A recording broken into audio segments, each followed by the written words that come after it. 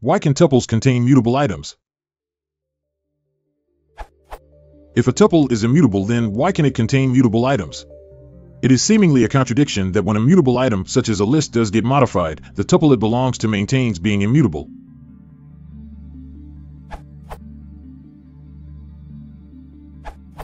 That's an excellent question. The key insight is that tuples have no way of knowing whether the objects inside them are mutable. The only thing that makes an object mutable is to have a method that alters its data. In general, there is no way to detect this. Another insight is that Python's containers don't actually contain anything. Instead, they keep references to other objects. Likewise, Python's variables aren't like variables in compiled languages. Instead, the variable names are just keys in a namespace dictionary where they are associated with a corresponding object.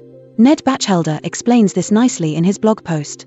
Either way, objects only know their reference count. They don't know what those references are: variables, containers, or the Python internals. Together, these two insights explain your mystery: why an immutable tuple containing a list seems to change when the underlying list changes. In fact, the tuple did not change, it still has the same references to other objects that it did before. The tuple could not change, because it did not have mutating methods. When the list changed, the tuple didn't get notified of the change. The list doesn't know whether it is referred to by a variable, a tuple, or another list. While we're on the topic, here are a few other thoughts to help complete your mental model of what tuples are, how they work, and their intended use. Tuples are characterized less by their immutability and more by their intended purpose. Tuples are Python's way of collecting heterogeneous pieces of information under one roof. For example, s equals www.python.org 80 brings together a string and a number so that the host port pair can be passed around as a socket, a composite object. Viewed in that light, it is perfectly reasonable to have mutable components. Immutability goes hand in hand with another property, hashability. But hashability isn't an absolute property. If one of the tuple's components isn't hashable, then the overall tuple isn't hashable either. For example, t equals red 10, 20, 30 isn't hashable. The last example shows a two-tuple that contains a string and a list. The tuple itself isn't mutable, i.e. it doesn't have any methods that for changing its contents. Likewise, the string is immutable because strings don't have any mutating methods. The list object does have mutating methods, so it can be changed. This shows that mutability is a property of an object type. Some objects have mutating methods and some don't. This doesn't change just because the objects are nested. Remember two things. First, immutability is not magic, it is merely the absence of mutating methods. Second, objects don't know what variables or containers refer to them, they only know the reference count. Hope this was useful to you, smiley face.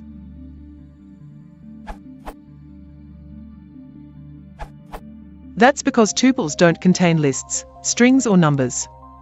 They contain references to other objects. Point 1. The inability to change the sequence of references the tuple contains doesn't mean that you can't mutate the objects associated with those references. Point 2. 1. Objects, values and types see second to last paragraph.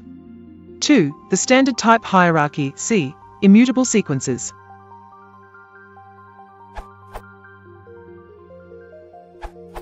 You cannot change the ID of its items, so it will always contain the same items.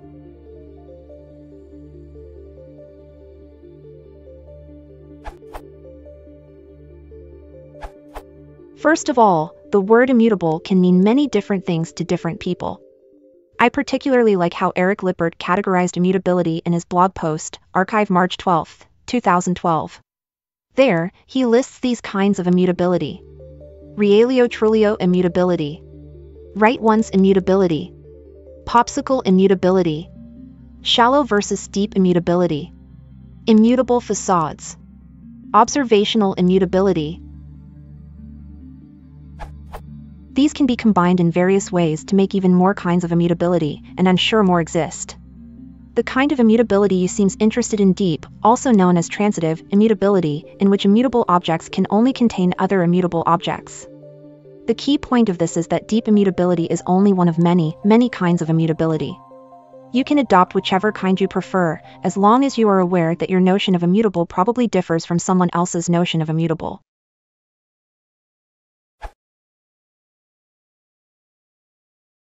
Suam Sutram 128.